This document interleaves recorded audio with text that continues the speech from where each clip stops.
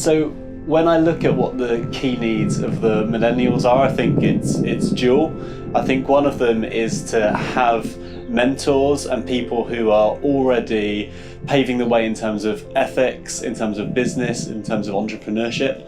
And I can see a real need for people to encourage and push them. But I'd say a larger need than that would be their ability to see themselves as the true change agents in Africa.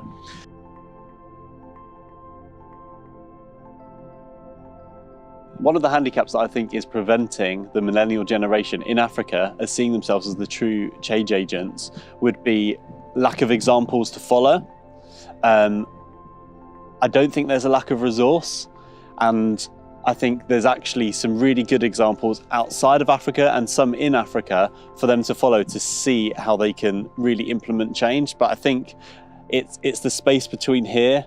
It's the not having a father or grandfather or mother or grandmother who's been there and done it, and not having an aspirational culture always around them.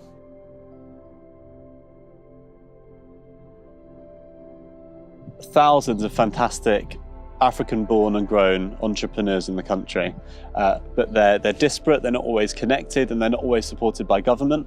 And what I see is an opportunity to create microcultures within African cities. So if you could create a microculture of aspiration, if you could create a hub, an incubation hub, where you have based within that hub entrepreneurial leaders with growing scale-up businesses, and then satellite offices around them of younger, small startup African businesses, and within that area you could create an environment of faith, of prayer, of entrepreneurship, and you're creating a microculture within a culture. So when these people go out from that place of work, they carry that culture within them.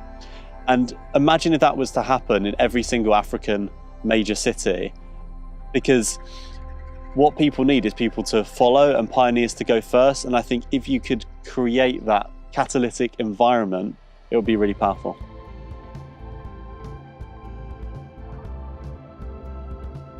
So do I believe that entrepreneurial ability can be taught and transferred? Yeah, 100% yes. I think all of the statistics and the data say yes.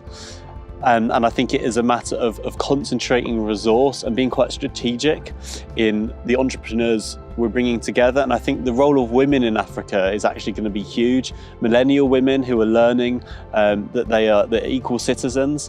And if you look at the statistics, when you trust an African woman with money, it goes much further than when you trust a man. So I see a generation of young, powerful entrepreneurial women raising up and actually leading men in a lot of those areas as well.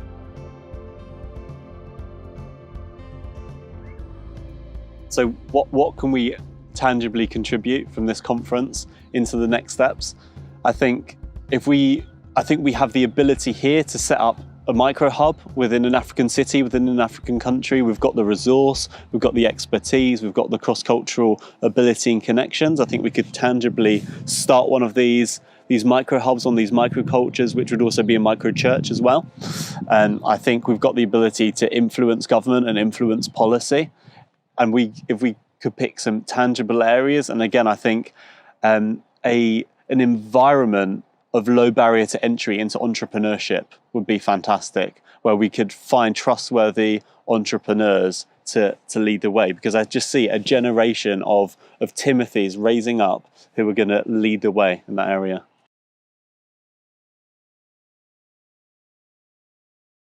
So in terms of my hope for the millennials of Africa, it would be that they could look at the millennials elsewhere in the world and see themselves as equals, to look at the Zuckerbergs, the Elon Musks, these people who have completely changed a whole generation. Millennials do not need to wait until they're 50 or 60 to reach convergence in life. What modern society is teaching us, and what I think God's doing, is He is bringing millennials and actually putting them in a position where they can lead the older generation. And I think one way to speed up the removal of corruption is to skip a number of generations, because if you have a generation following the generation ahead, it's going to be extremely slow. If you have an ethics and purity movement among the young who then establish disruptive technology that leads the way, then everyone else will have to follow.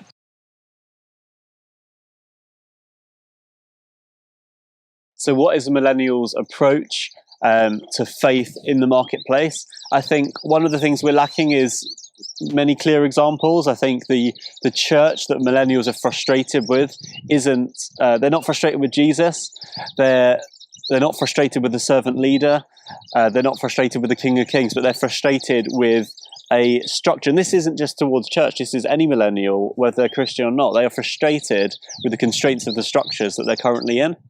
And one of those structures definitely tries to separate the spiritual and the secular and the workplace and church life. But I think what millennials carry is the ability to see things differently. And I think there are a couple of great examples of bringing Jesus into the center. My workplace, the majority of people we employ aren't Christian. I also run a recruitment business, yet it is a place of prayer. It's a place where every day people have the opportunity to discuss faith. It's a place where people see us pray over the issues affecting the company. And I think millennials are excited to bring a holistic Jesus to work with them.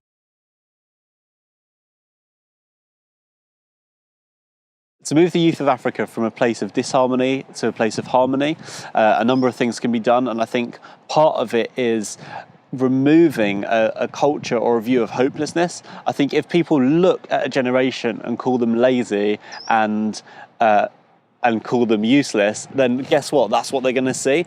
But I'd say actually one of the things that the old generation doesn't realize about millennials is they're efficient.